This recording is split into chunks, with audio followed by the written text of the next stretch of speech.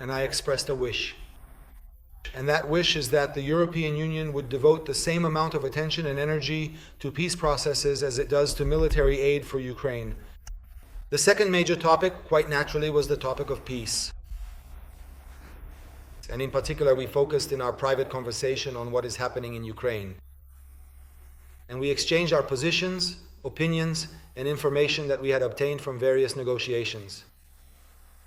We met in a rather unusual way at the border crossing between Slovakia and Ukraine. It was very pleasant. Thank you very much for that gesture. And I informed the President of the European Council about the content of the talks I had with the Ukrainian President, the Chinese President, as well as the Russian President.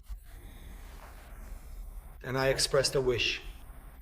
And that wish is that the European Union would devote the same amount of attention and energy to peace processes as it does to military aid for Ukraine. This is my wish, and I also said that if sovereign Slovak foreign policy, oriented towards all directions of the world, brings certain results, meaning good relations with various countries, we offer these experiences, we offer these opportunities, because the top priority of my government is peace, not the continuation of war, and not military support for Ukraine in this process. I think this conversation was extremely important. We went into details, we discussed some things, and I believe that the European Union can play a significantly more important role in the peace process than it has so far.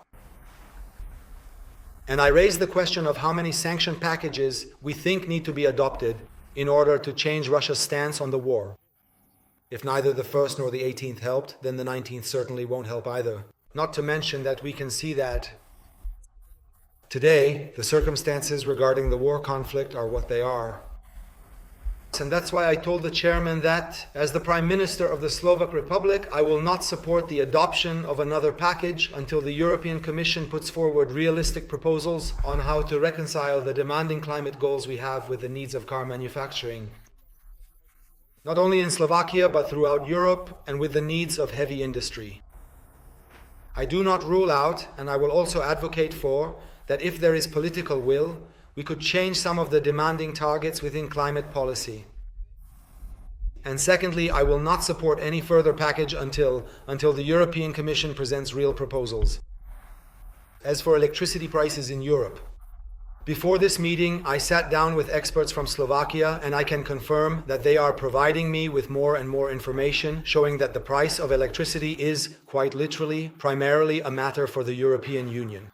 I warmly welcome this new atmosphere in the relations between Slovakia and Ukraine, based on good neighborhood, an urgent ceasefire, a fair and just peace, and an European perspective for Ukraine.